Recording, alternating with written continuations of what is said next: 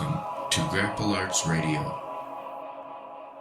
Ladies and gentlemen, have I got a treat for you today. I'm talking to Bernardo Faria, who's fresh off a double win at the World Championships, a win in his weight class and a win in the absolute, which he's done before in the Pan Ams, weight class, absolute. He's got a whole list of medals, gi and no gi.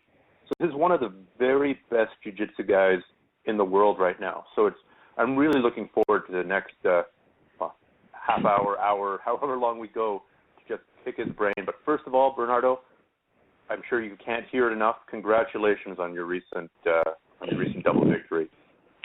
Thanks so much, Stephan. Thanks so much. And also thanks for the opportunity to make this interview. It's a pleasure to be talking for your website. I have been following you on YouTube and all this stuff, and I really appreciate all the work you are doing for the jiu-jitsu community. So it's a pleasure to be here. Oh, that's too kind of you. Now, you just after you won the Worlds, you taught a seminar or two, and then you disappeared off to Brazil. How was Brazil? Yeah, I had 1 week vacation there. I didn't have that planned, but as I won the Worlds, I felt like I don't know if I'm gonna do that again.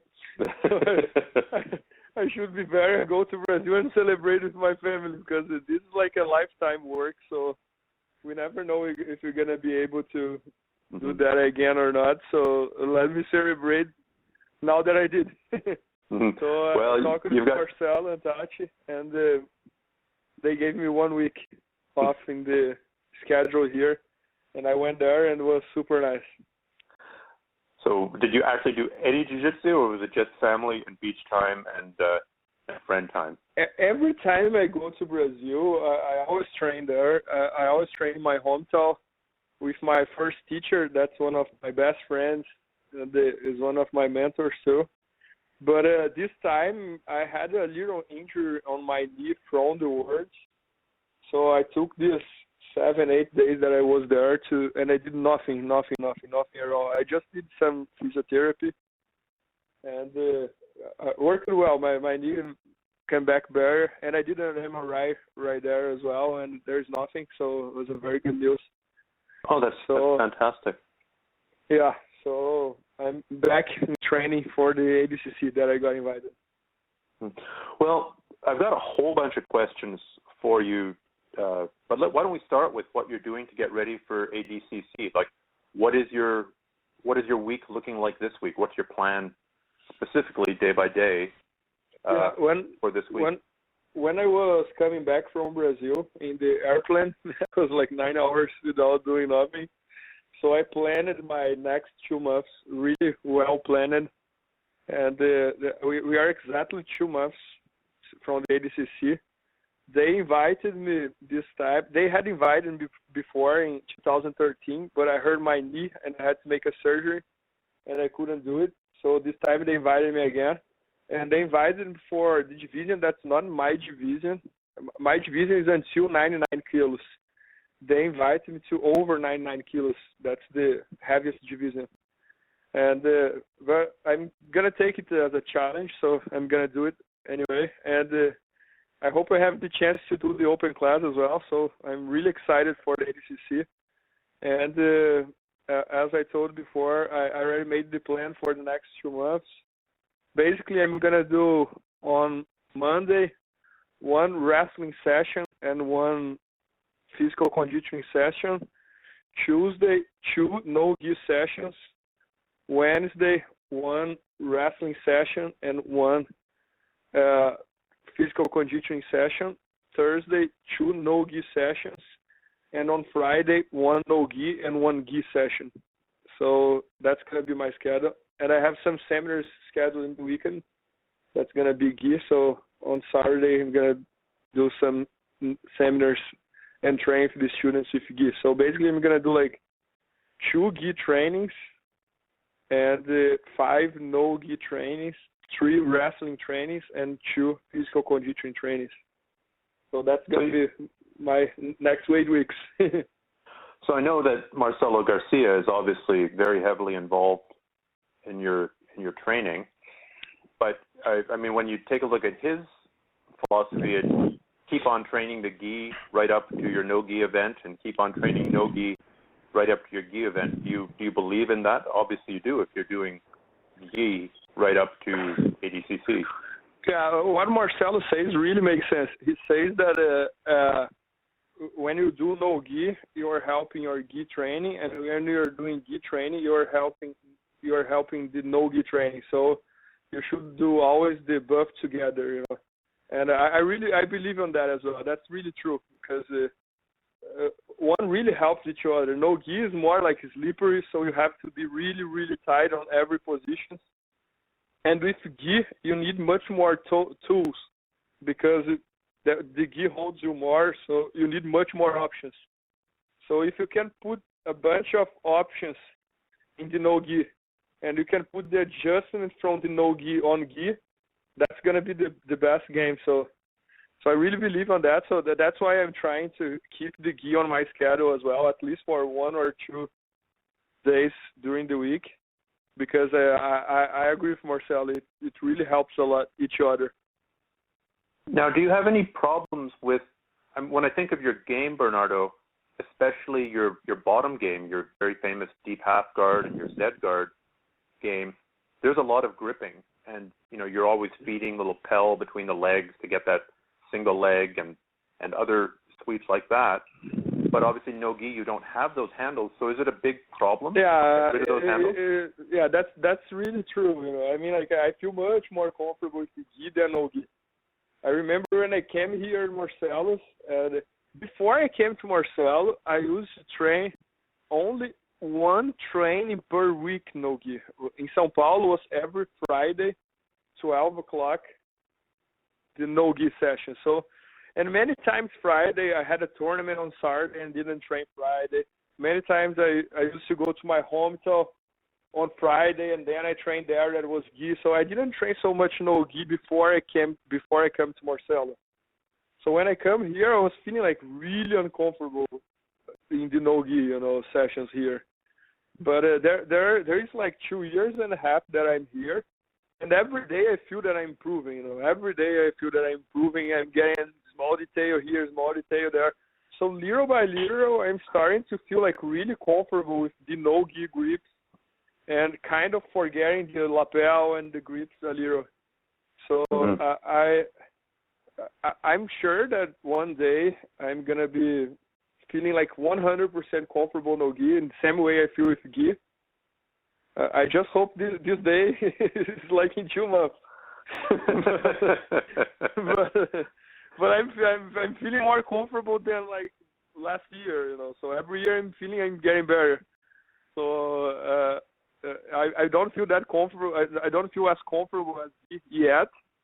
But I'm sure that very soon I'm gonna be feeling on that way, because I'm really like feeling improving every day, getting tips from Marcelo like every single training. So that helps a lot. Well, that's an interesting point about Marcelo giving you tips, because one thing I wanted to ask about is Marcelo's game, especially the bottom game, is pretty different from your game, or at least it looks like it to me. You know, you're doing deep half and Z guard, and of course he's doing a butterfly guard is what he's most known for. So, I mean, of course, he's Marcelo. He's incredible. But how is he as a coach for you when your game is so different? Yeah, I mean, like, 2 things that I want to talk.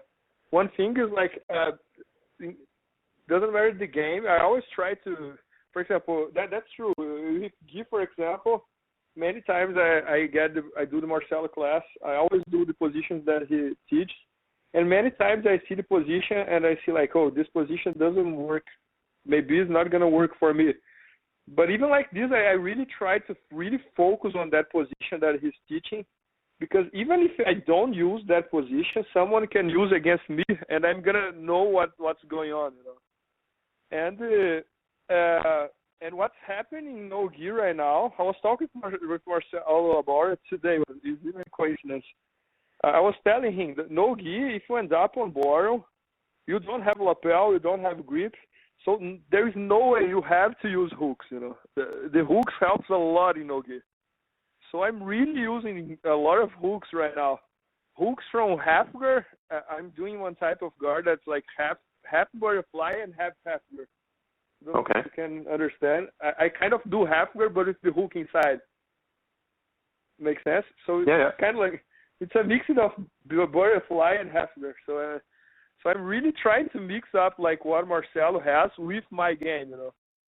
So and it's nice because many times every single question I have about any type of sweep with hook, he show me the way he does, and or I try to do exactly the way he does, or I try to bring it as close as possible to my game, you know. So I'm telling you, I'm really feeling that I'm improving a lot in no-gi, you know. So I'm very excited for the ADCC. It's gonna be a good test for me. Well, I'm very much looking forward to seeing the new improved Bernardo.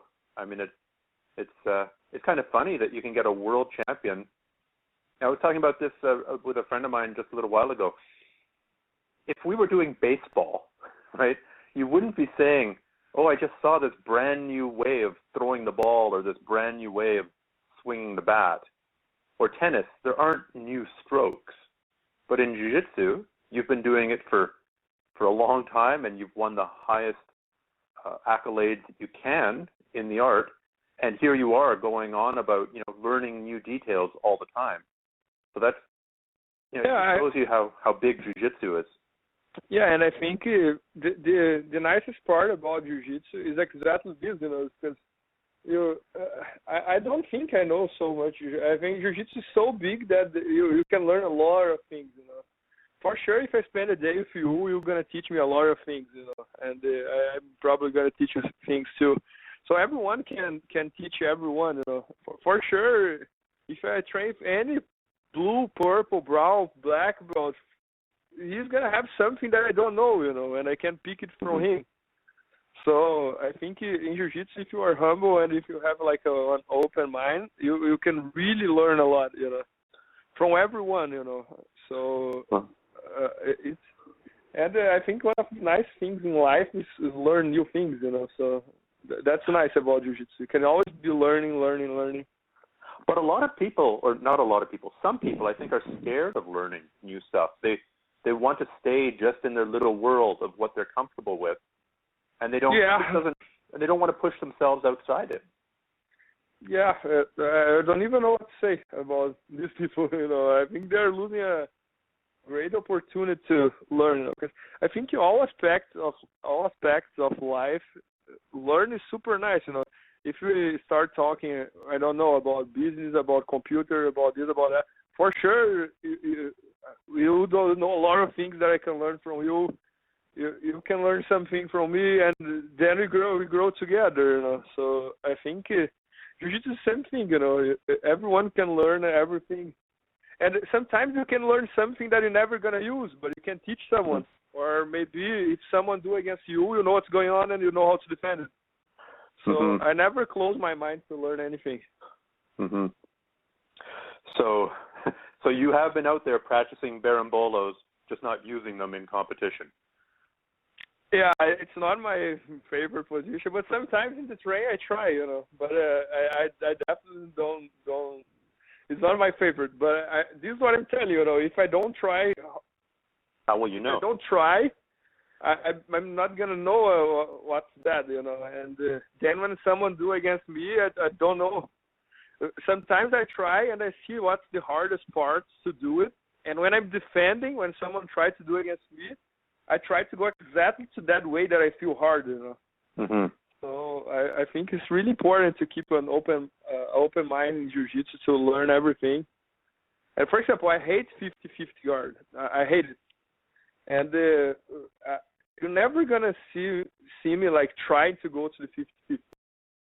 Just in the words, the finals, I adopted the 50-50, you know. So if I was not training that, if I was not studying the position, if I was closing my mind to learn, I would probably tap in the finals, you know. But I hate it, but I do it, you know. I train it, I study it. Sometimes in the training I go for it just to see what's that, you know. So and then in the finals of the worlds, João Gabriel put me in the 50-50, and I was cool, I was not like that worried. I was like, okay, I know what's going on. Well, when you're talking about your favorite techniques, I mean, you clearly, when I watch you compete, you very, very much have a game plan, right? I mean, a lot of your matches look very similar, and the people probably know exactly what's coming, or they think they know, but they can't stop it. So how long did it take you to find this game plan of what works for you? Yeah, I do kind of like the same line, the same direction since I was yellow belt. When I was yellow belt, I started doing the passing that I do right now, the over-under pass. So it was in 2002. In 2003, I started doing the single leg half guard when I was blue belt juvenile.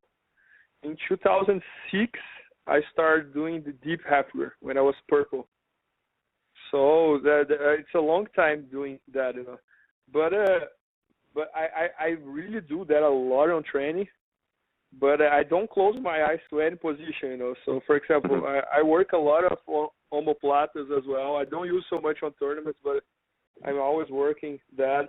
Now I'm working a lot on butterfly and hooks, and so I'm always trying to learn, And but of course, when it's the time of the competition, I'm not gonna try to test things out, I'm gonna do whatever I have my best, And of course, if I fall at some position, if I fall on 50-50, or if I fall on omoplata, or if I fall on butterfly, I'm gonna do it, but I'm not gonna try to start going to that direction, Well, I don't think when you talk about doing omoplata, I don't think many people listening know exactly how good your omoplata game is. I mean, I was injured, but I saw you give a seminar where you rolled with a bunch of black belts and brown belts and really, really tough guys, and you omoplated every single person in an hour of sparring. And I know I've talked to other people who've seen you do the exact same thing. So you do have this secret weapon that you've been working on, but that we haven't seen very much in tournament. Yeah, I use it sometimes in tournament. I remember, for example, my finals of the open class of Pan Ams in 2010. I beat Braga Neto with one omoplata. He didn't tap, but I went to the sweep, and I got the 2 points, and I won the match. And I got some submissions with omoplata. I even tapped with some guys that have big names, but not that often. It's because half guard, it's hard to do omoplata from half guard, and half guard is really like my best position. So I always try to start the match going to the half guard. So so I have the omoplata, but I just go if that opportunity shows up. I don't find this so much, but that's what I'm saying. I think it's always good to train every type of positions, and many times when I make seminars, I try to. At some point in my life, I saw that I was doing a lot of seminars and I was not competing that much, and I saw all my opponents competing a lot. So I was thinking by myself, I was like, I have to use the seminar as any type of challenge for me, to suppose that I'm competing at some point. So I started doing that. Many times I make seminar and I try to omoplata everyone, because this is a kind of like a competition, for me. Yes. It's kind of like a tournament. It's a challenge, So I think that works for me. And then many times when I'm the seminar during the rows, I feel like I'm in the tournament. Everyone is watching, and I only can do omoplata, and I have to breathe, and I can't stop rolling, and all the tough guys are sitting out waiting for you to get tired. and when you've been going for 45 minutes, then they jump in. Yeah, this is part of the game, Joe, and that happens a lot. But I don't have the fear of tapping, so if someone taps me, I would be really sad tapping the tournament, and I did many times and I got really sad. But in the training or in the seminar, I don't care, so I would just keep rolling. How does the wrestling that you're doing tie in? What kind of, are you doing like a collegiate style wrestling or a Greco-Roman, or what are you doing to fit in with your game and your plans? I started wrestling last year, just right afterwards. I lost my finals to Rodolfo last year, and I really felt that I could take him down if I had a little bit of wrestling, because I was ending up in the single leg every single time, and I was not finishing the single leg. So right after the Worlds, I tried to find the best place to train wrestling here in New York. And I found one very good place called Edge in Hoboken, one city nearby, just like across the bridge in New York City. And it's a very high level. There is where the UFC guys like Frank Edgar, Rafael Sapo, Damian Maia is here right now, is training there. So a bunch of UFC guys do the wrestling right there. So it's a really high level. And they were super welcome with me. And I'm going there every Wednesdays. I'm going tomorrow. So it's just the regular wrestling. I don't understand so much about wrestling, so I don't know really well what's the difference between Greco-Roman wrestling. I just know that it's the wrestling, the American wrestling. Okay. And are you focusing mostly on the single leg, or are you just doing the whole wrestling curriculum and seeing what works? I'm doing the whole wrestling curriculum, wherever they teach me. But of course, I always tell them that I have my half guard ends up in the single leg, so I have to finish the single leg. So I focus a lot on that as well. But I'm trying to learn everything, but with the focus on the single leg. Mm-hmm. And that'll really helped me a lot. I'm assuming they're not doing much groundwork, much of the wrestling turnovers and the wrestling pins. You're just focusing on the stand-up. Most of the livings we do there, or you have to hold the guy on bottom for 3 seconds, or you have 15 seconds on the ground to do whatever you want. Even while there are a bunch of UFC guys right there, MMA guys, so they want to work submissions and this and that. So we don't focus on ping. We don't focus on ping, but we focus sometimes 15 seconds on the ground or hold for at least 3 seconds the takedown. Mm-hmm. So it's very good for jiu-jitsu, I think, and it's really helped me a lot because wrestling is so much pressure. You have to have a lot of pressure. So many times I feel that even when I'm passing the guard, the wrestling is giving me much more pressure because you understand better about your body, And then when you say pressure, what do you mean? Is it a psychological pressure or is it physical pressure pushing into your opponent? I mean physical pressure pushing to your opponent. Many times I'm passing the guard, and for example, right there in the wrestling, many times we do the takedown, and we have to hold the guy for like 3 seconds or 10 seconds hanging on the ground. And man, hold one wrestler on the ground is super tough. If the guy is a high level, it's super tough. So that energy that you spend like holding him on the ground, with him trying to stand up again, trying to stand up, it's so much energy you have to put there, So many times when I'm passing the guard, I feel a little bit that I'm kind of like holding the guy down and working the jiu-jitsu technique to pass, So I don't know. I don't know if it's just like the psychology that I'm feeling that. Since I started wrestling, I felt myself with more pressure on top. Mm-hmm. I don't know if it's just impression or if it's really going on, but I'm feeling like that. Oh, that's really interesting that there's that carryover. Now, when you were talking about your training week, you were saying that you're doing physical conditioning a couple times a week as well. So what is it? Are you doing cardio? Are you doing strength? Are you doing circuit training? What are you doing? I was very lucky because I moved to New York like 2.5 years ago to teach and train at Marcelo's. And like 1.5 years ago, little more than 1.5 years, Lucas Lepper introduced me to his physical conditioning coach called Kevin Paretti, KP.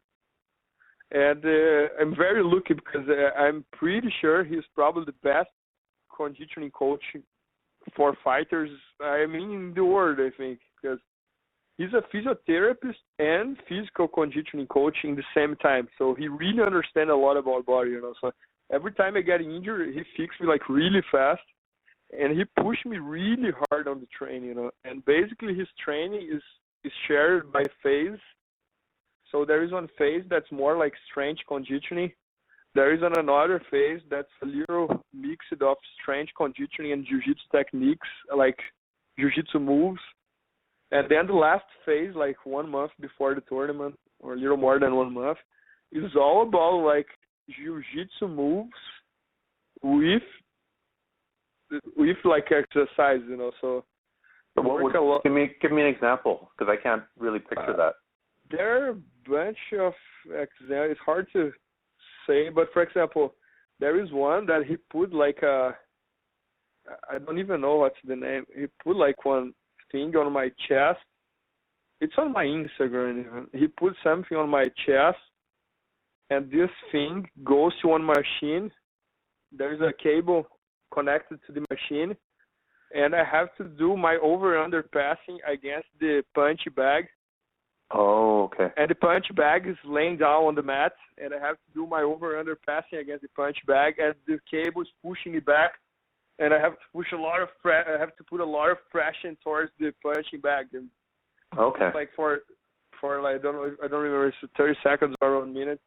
Then there is another exercise that he put on a cable on my foot, and I have to do technical stand-up. But the cable is pushing me towards the opposite side. So I have to put a lot of energy to finish the technical stand-up. And then I have to do the technical stand-up like 15 times each side.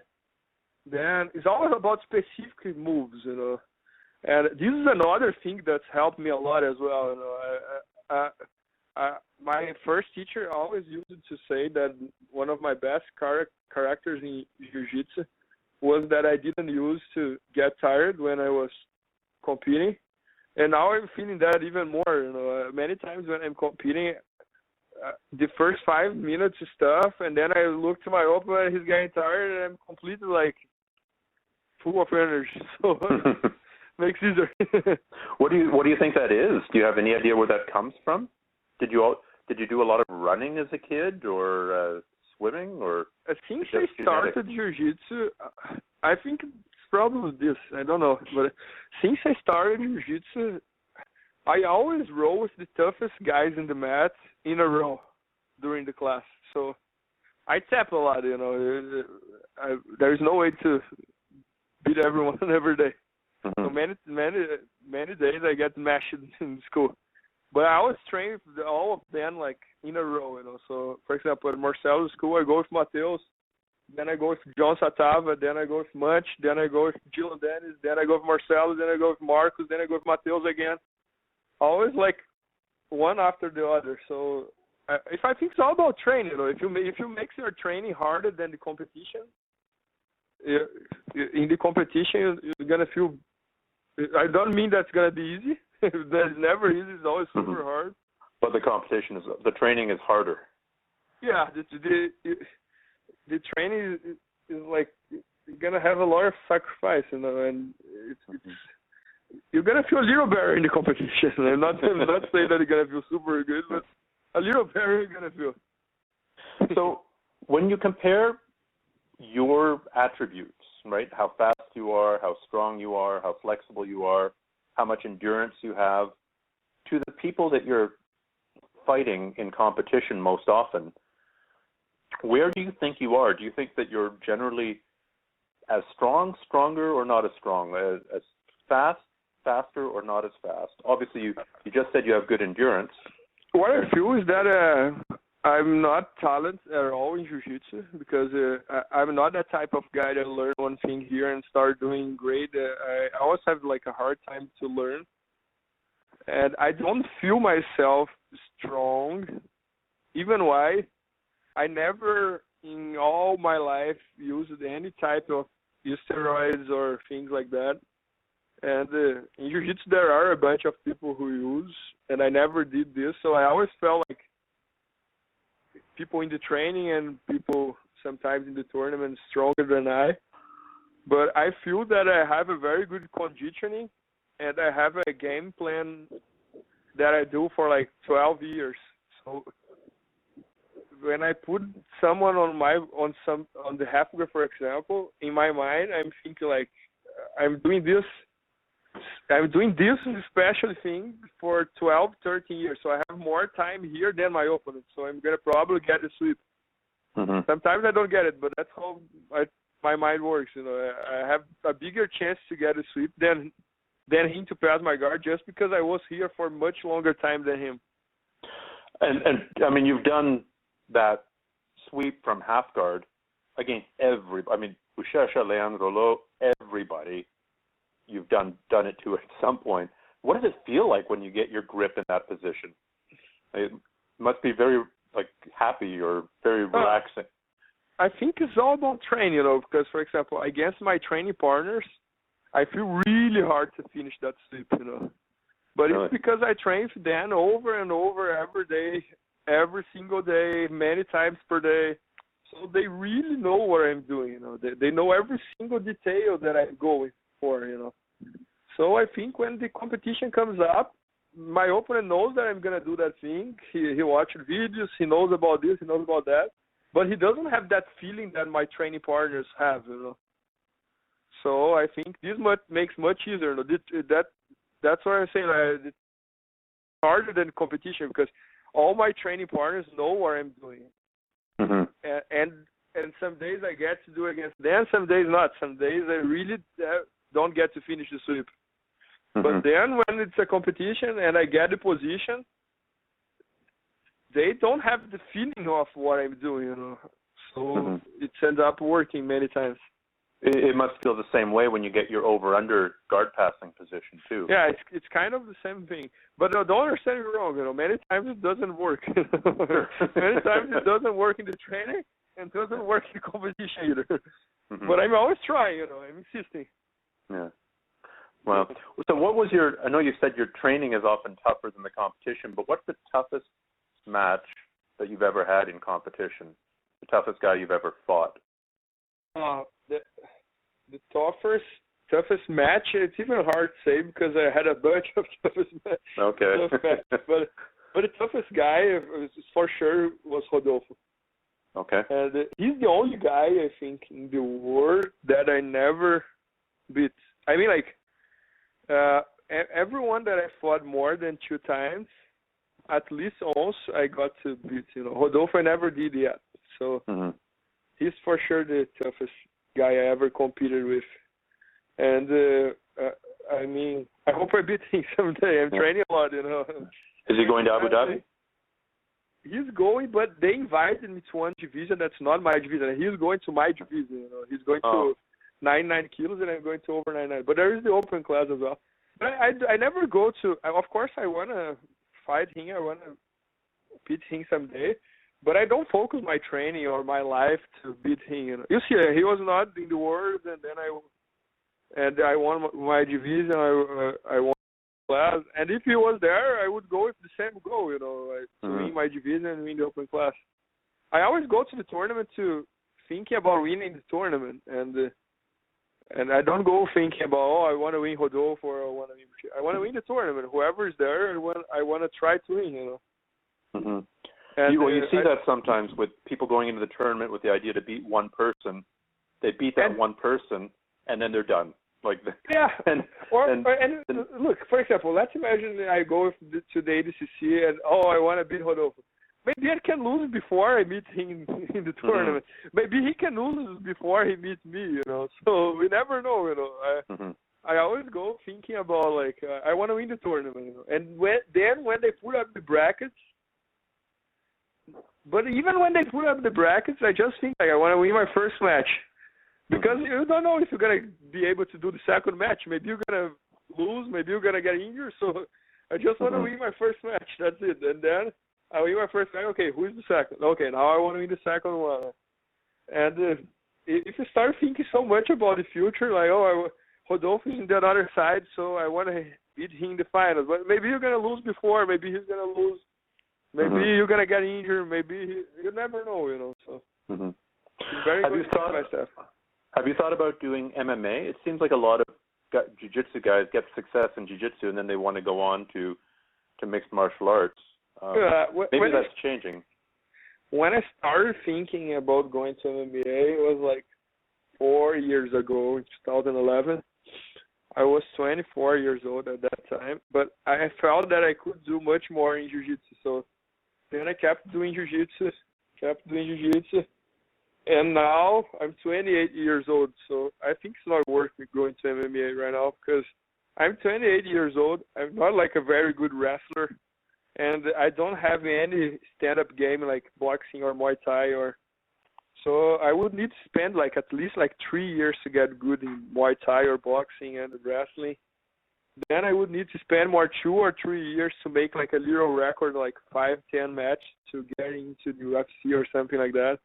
So then I would be like with 34, 35 years old, and I would not be worth it. I think it's better keep doing what I'm doing, keep competing in jiu-jitsu. I still have a lot to do in jiu-jitsu. I'm only 28 years old. I think I can do at least more like 2, 3, 4 years at least. So I think if I think it's better doing what I'm doing, then I think it's better trying to be the first one in jiu-jitsu or the second, third, fourth, than to be one more in 1,000 in MMA. Mm-hmm. So yeah, I mean, and of course, I mean, the more we're learning about brain damage with the striking and the fighting, you know, the less enthusiastic I become about recommending MMA to people. I mean, you're taking the most complex object in the universe that we know of, the human brain, and you're, repeatedly hitting it as hard as you can. And it's like somehow that just doesn't seem like a good idea. Yeah, my advice is about MMA is if someone want to do MMA, I would only advise, like, if you really love to fight MMA, do it, Mm-hmm. Because if you love doing that, you're not gonna worry about brain damage or if you love it, do it. But if you're gonna do this because money or because glamour or because you want to be famous, I don't know. I think you should be doing jiu-jitsu but if you really love this, you only have one life, go and do it. Mm-hmm. Yeah, that makes sense.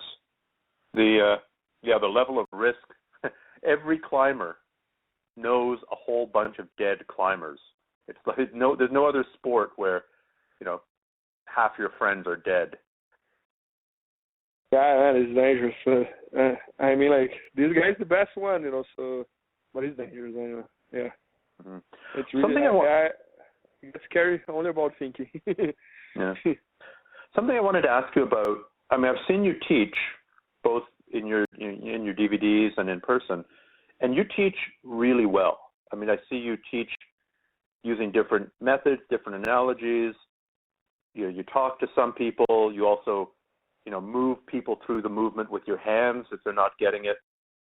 So where did you learn to teach as well as you do? Because a lot of competitors, they're just so focused on their own training.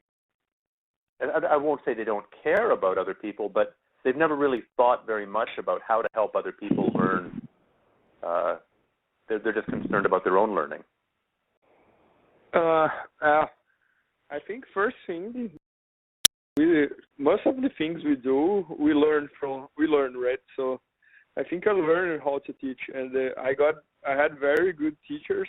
My first teacher, Ricardo, who taught me from white to black belt, and he taught me the basic of jiu-jitsu like really well.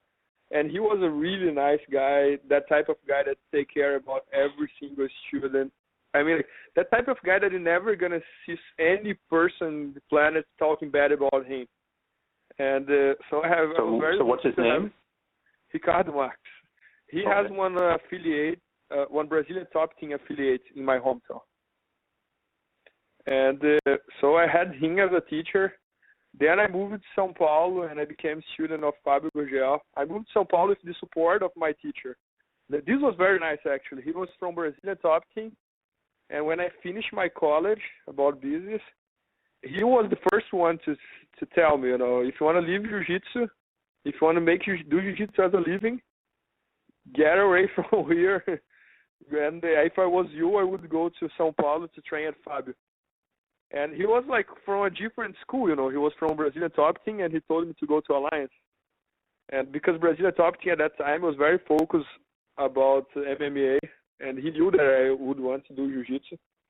So I think it is not every teacher that would do that, you know, and he did. So that's why I really respect him a lot.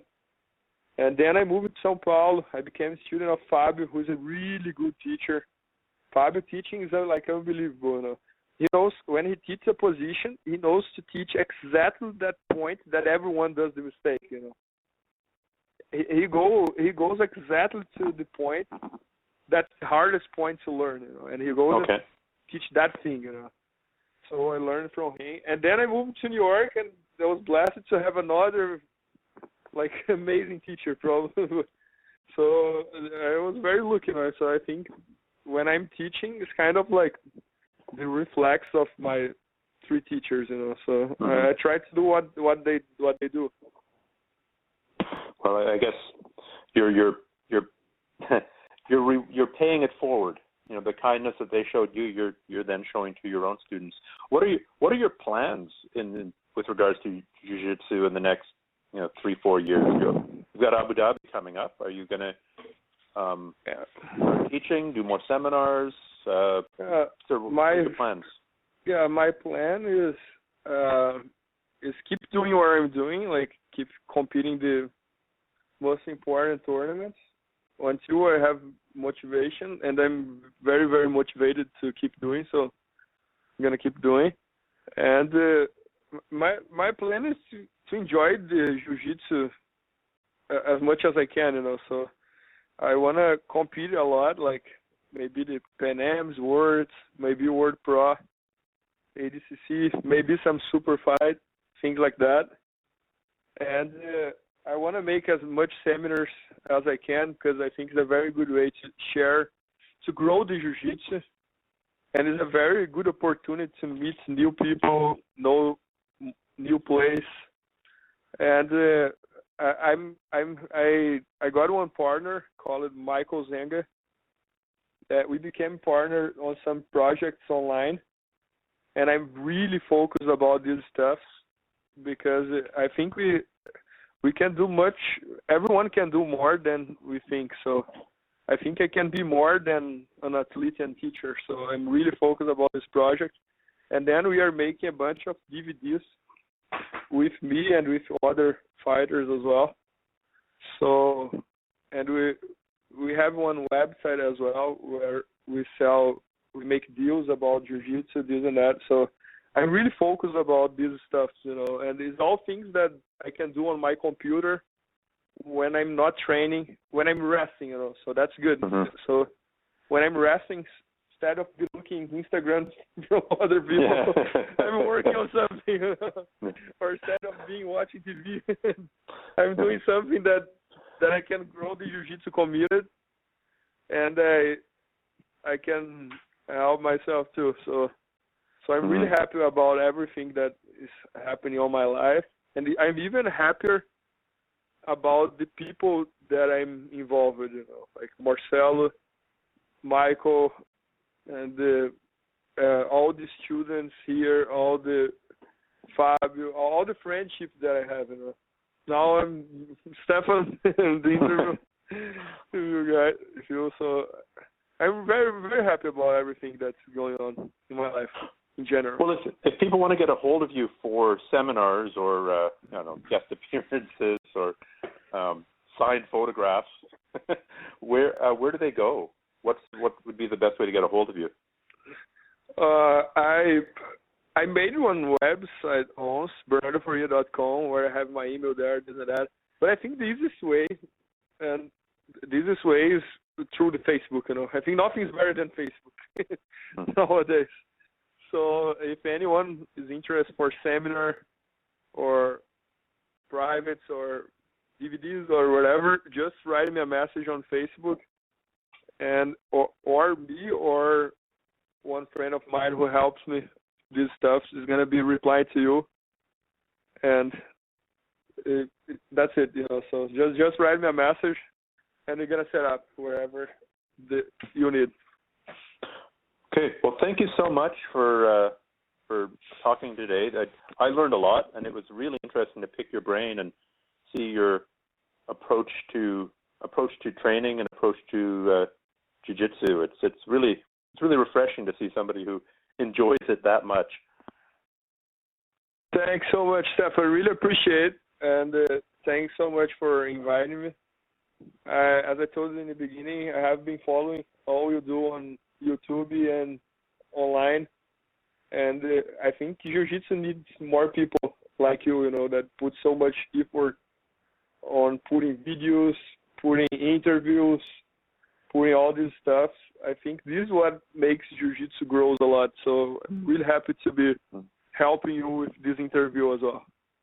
Well, good luck at Abu Dhabi, and we'll be watching very carefully. Thank you. Thanks, Steph. It was a pleasure. Thank you.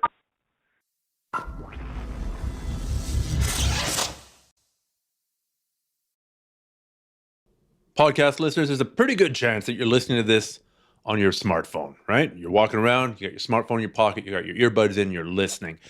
If you've got a smartphone and you do jiu-jitsu, then you should check out my free Roadmap for BJJ app. This is a video-based app. It's an app that goes on your phone. You can check out the different sections. It's got different techniques. It's got different positions. And it breaks down the big picture of Brazilian Jiu-Jitsu for you so that you're not going to be so lost on the ground when you're training. So you're going to know kind of, sort of what you should be doing in every position, along with the specific techniques that you should be using. So if you go to grapplearts.com/roadmap, there'll be links there to get this app for free, both in the iTunes store, if you've got an iPhone, or in the Android store. If you've got an Android phone, there's also Kindle versions of it out there as well. Once again, you can grab that at grapplearts.com/roadmap. That'll point you in all the right directions to get this app, whatever kind of phone you have.